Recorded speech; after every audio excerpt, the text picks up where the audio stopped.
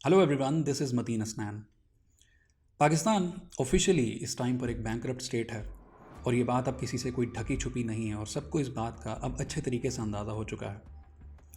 और जो स्टेटिस्टिक्स हैं वो भी इसी बात की तरफ निशानदही करते हैं और इसको वेरीफाई करते हैं। अगर हम स्टेट बैंक के रिजर्व्स की बात करें तो उसकी अमाउंट जो इस टाइम पर हमारे पास मौजूद है वो है $3.7 बिलियन, जो कि हमारे मुल्क की इंपोर्ट का सिर्फ एक महीने की अमाउंट से भी कम है। और अगर हम इंपोर्ट को भी साइड पे रखें तो ये अमाउंट कर्ज़ों की किस्तों के हवाले से $500 मिलियन से हर महीने कम हो रही है। इसके अलावा अगर हम इन्फ्लेशन रेट की बात करें तो इन्फ्लेशन रेट भी हमारा बहुत ज़्यादा है। अगर हम सिर्फ जनवरी के इस महीने की बात करें तो इस महीने के अंदर जो हमारा इन्फ्लेशन रेट देखा गया है वो है 24.5%। और ये तो अभी शुरुआत है। कहा यही जा रहा है कि यहाँ से जो हालत है मज़ीद वर्स होनी है। तो इस सारी सिचुएशन के अंदर कोई भी मुल्क जो है हमें इस टाइम पर लोन देने को तैयार नहीं है, कोई बैंक हमें लोन देने को तैयार नहीं है और हमें पैसों की अशद ज़रूरत है। खा वो हमें कर्ज़ों की किस्तों के हवाले से हमें पैसों की ज़रूरत है या हमें जो हमारी इंपोर्ट्स हैं उनके हवाले से हमें पैसों की सख्त ज़रूरत है। तो इस टाइम पर फाइनली जो हुकूमत ने फ़ैसला किया है वो ये है कि हम IMF का प्रोग्राम फिर से ज्वाइन करेंगे, जो कि फ़ैसला जो हुकूमत थी वो काफ़ी अरसे से मुलतवी करती आई थी और इसे रिजेक्ट करती आई थी कि हम IMF के पास नहीं जाएंगे। लेकिन इस टाइम पर सिचुएशन कुछ यूँ है कि कोई भी मुल्क हमारी मदद करने को तैयार नहीं है। तो इस वजह से फाइनली अब हुकूमत ने फ़ैसला किया है कि हमें IMF प्लान की तरफ ही जाना पड़ेगा। और IMF प्लान के हवाले से जो उनकी कंडीशंस हैं, जो अमाउंट तो उनकी बहुत कम है ऑब्वियसली, जो कि आपको भी पता है कि $1.1 बिलियन की है। बट द थिंग इज़ कि हमें अमाउंट की ज़रूरत है सख्त इस टाइम पर। लेकिन जो IMF की और जो डिफरेंट वर्ल्ड बैंक की जो कंडीशंस थी कर्ज़ देने के हवाले से वो ये हैं कि आपने एक तो टैक्सेशन ज़्यादा करनी है और दूसरा आपने जो डॉलर है उसको फ्री फॉलिंग पे लेके आना है और उसको जो आर्टिफिशियली हम लोगों ने पहले रोका हुआ था उसको हमने फ्री फ्लोट होने देना है। और अब गवर्नमेंट ने हमें देखने को मिल रहा है कि गवर्नमेंट ने इन दोनों कंडीशंस को इम्प्लीमेंट करना भी स्टार्ट कर दिया है, जिसके ऊपर पहले वो अमल दरामद नहीं कर रहे थे। जैसे कि अभी हमें देखने को मिला कि जो ओपन मार्केट है उसके अंदर जो डॉलर की प्राइस है, डॉलर जो सेल हुआ है वो 266 रुपीज़ के ऊपर सेल हुआ है। तो पहली कंडीशन ये हमें देखने को मिली कि पाकिस्तान ने इसके ऊपर काम करना स्टार्ट किया। और दूसरा इस हवाले से हमें जो एक पेशरफ मिली है हुकूमत की तरफ से वो ये है कि इन्फ्लेशन मज़ीद बढ़ चुकी है और टैक्सेशन मज़ीद बढ़ चुकी है। जैसे कि अभी एक रीसेंट न्यूज़ के मुताबिक आज ही इसहाक डार साहब ने जो पेट्रोल और डीज़ल के हवाले से जो अमाउंट्स थी उसके अंदर 35 रुपये का इजाफ़ा कहा है, जिसके बाद अब जो पेट्रोल है वो 249 पॉइंट समथिंग पर पहुंच चुका है। और ये भी अभी शुरुआत बताई जा रही है इसी हवाले से जो गैस वगैरह है उसके भी मज़ीद इस तरह से प्राइसेस बढ़ेंगी। बट द थिंग इज़, ठीक है हमें इस बात की ज़रूरत थी, हमें पैसों की ज़रूरत है और इस सारी सिचुएशन के अंदर जब हमें कोई पैसे नहीं दे रहा तो ऑब्वियसली जो हमारे पास फिजिबल ऑप्शन है हमें उसी की तरफ जाना पड़ेगा। बट द थिंग इज़, इस सब से जो हाईली इम्पैक्ट होगा वो कौन सी कम्युनिटी होगी। ये जो 25% की ये जो इन्फ्लेशन हुई है या आप जिस तरह से पेट्रोल और डीज़ल वगैरह को आप महंगा कर रहे हो, इससे सबसे ज़्यादा जो नुकसान होगा वो मिडिल क्लास और लोअर मिडिल क्लास जो तबका है, जो वर्किंग क्लास तबका है, उनको होगा। लेकिन हमारे जो हुकूमत है, हुकूमती हमारे जो अरकान हैं वो क्या कहते हैं कि हमें जी बड़े मुश्किल फ़ैसले करने पड़ेंगे। मुश्किल फ़ैसला तो उन अमीरों के लिए तो कुछ भी नहीं है जिनको ये 25% इन्फ्लेशन कुछ भी नहीं करेगी। उनके पास इतनी अमाउंट है कि उनको ये कुछ नहीं कहेगी। और जिस तरह आपने इसको पेट्रोल वगैरह को आपने मज़ीद महंगा किया, इससे मज़ीद आप जो वर्किंग क्लास है उनके ऊपर बर्डन डाल रहे हैं। इसी कंडीशन के अंदर जहाँ पर ऑलरेडी हमारे पास जो डॉलर की प्राइस है वो बहुत ज़्यादा है, हमारा रुपया बहुत डीवैल्यू हो चुका है और हमारे पास महंगाई भी बहुत ज़्यादा है ऑलरेडी, जिसकी वजह से जो गरीब तबका है वो ऑलरेडी पिसा हुआ है। वहाँ पर आपको करना क्या चाहिए था, आपके पास डिफरेंट ऑप्शंस थे।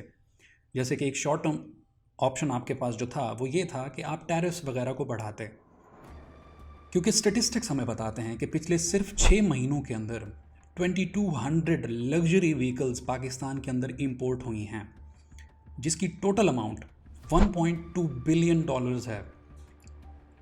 यानी कि इस महंगाई के सारे पीरियड के दौरान हमारा जो अमीर तबका है उसको इस महंगाई से कोई फ़र्क नहीं पड़ रहा। उनके पास अभी भी अयाशी के पैसे मौजूद हैं, जिनके घरों में ऑलरेडी 4-4, 5-5 लग्जरी कार्स खड़ी होती हैं, वो लग्जरी व्हीकल्स इंपोर्ट अभी भी कर रहे हैं। तो जहाँ पर आपको चाहिए था कि इतनी बड़ी अमाउंट 1.2 बिलियन डॉलर्स पर 6 मंथ्स, अगर आप इसके ऊपर टैरिफ्स लगाते, या आप पहली बात है आप अगर इसको मुकम्मल तौर पर बैन करते, तो आपका जो हमारे जो रिज़र्व्स हैं वो डिप्लीट ना होते। जो 1.2 बिलियन डॉलर्स की 6 महीनों के अंदर हमारी अमाउंट हर वक्त सिर्फ लग्जरी व्हीकल्स की आमद में जाती है, वो हम एक साल के अंदर हम 2.5 बिलियन डॉलर्स बचा सकते हैं सिर्फ इस एक बैन से। या अगर आप बैन नहीं भी करते तो इसके ऊपर हैवी टैक्सेशन करनी चाहिए।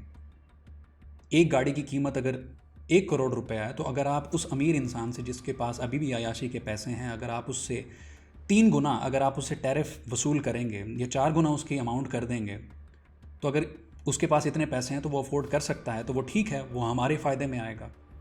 और जो वहाँ से हमें मार्जिन बचेगा उससे हम क्या कर सकते हैं कि हम अपना रुपया जो है, अपने रिज़र्व्स बढ़ा सकते हैं, जिससे हमारी जो इन्फ्लेशन है वो भी कम होगी और जो महंगाई है वो भी ऑटोमेटिकली कम होगी, क्योंकि हमारी जो इंपोर्ट्स हैं वो हमें सस्ती हमें पड़ेंगी।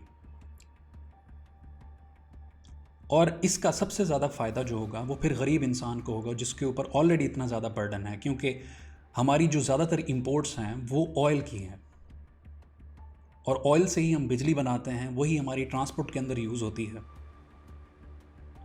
तो जैसे जैसे बिजली और ट्रांसपोर्ट हमारा महंगा होता है, वैसे ही हमारी महंगाई उससे डायरेक्टली रिलेटेड है। तो बेहतरीन फीजिबल जो शॉर्ट टर्म सोल्यूशन था वो ये था कि आप सिर्फ लग्जरी इंपोर्ट्स, ये तो सिर्फ एक इंपोर्ट की मैंने बात की है जो कि लग्जरी गुड्स के अंदर आती है, इसके अलावा 38 गुड्स और हैं जो कि पाकिस्तान के अंदर हैवीली इंपोर्ट होती हैं, जिसको बिलियंस ऑफ डॉलर्स के अंदर ख़र्चा है हर साल का, जिसके ऊपर पीटीआई ने भी अपनी टेन्योर के अंदर उन्होंने इसके ऊपर बैन लगाया था, जो कि बाद में फिर हटा दिया गया था।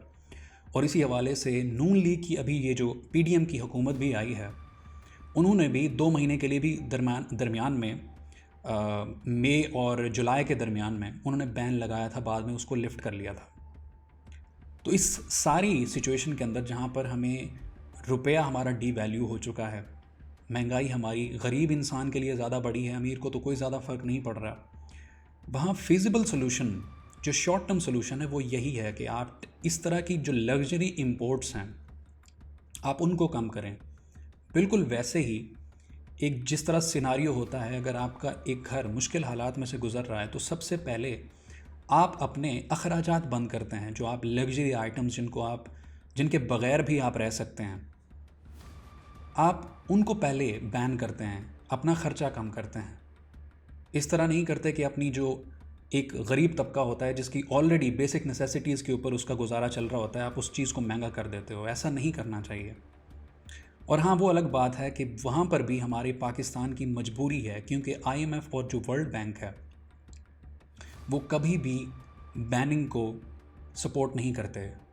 वो हमेशा यही कहते हैं कि फ्री मार्केट होनी चाहिए, आपका कोई भी शहरी अगर कोई बाहर से चीज़ इंपोर्ट करना चाहता है तो उसके ऊपर कोई पाबंदी नहीं होनी चाहिए। और ऑब्वियसली इसका जो फ़ायदा होता है वो कैपिटलिस्ट मार्केट को होता है, जो कि इंटरनेशनल कैपिटलिस्ट मार्केट है, क्योंकि जैसे जैसे आप उनसे चीज़ें ख़रीदेंगे वो तो अमीर होते जाएंगे और आपका जो रिज़र्व है वो बाहर जाता जाएगा। इस तरह मज़ीद हम उनके चुंगल के अंदर फंसते जाएंगे, और जिस तरह हमारे रिज़र्व्स जो हैं वो बाहर जाएंगे, अमीर इंसान को तो कोई फ़र्क नहीं पड़ रहा, लेकिन उसका जितना भी हमारा रुपया डी वैल्यू होगा उससे ऑटोमेटिकली हमारे पास महंगाई बढ़ेगी, हमारे रिज़र्व्स कम होंगे और मज़ीद हम उन वर्ल्ड बैंक या IMF से मज़ीद हम लोन्स लेंगे, जिसकी वजह से उन्हीं को फ़ायदा होगा इंटरेस्ट की सूरत के अंदर।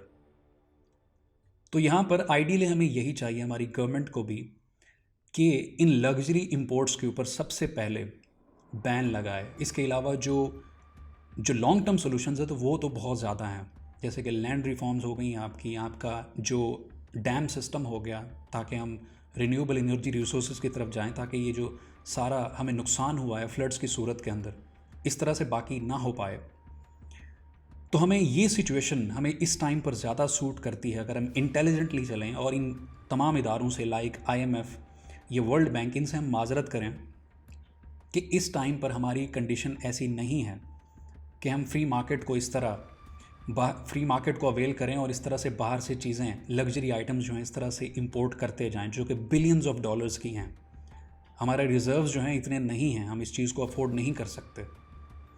तो हमें ये जो हार्ड डिसीजंस हैं स्टैंड्स लेने के, वो हमें लेने चाहिए इस टाइम पर, बजाय इसके कि हम गरीब को, जो कि ऑलरेडी गुर्बत में धकेला हुआ है, उसके ऊपर महंगाई का ऑलरेडी इतना ज़्यादा बोझ है, उसको मज़ीद आप इस तरह से टैक्सेशन करते जाएं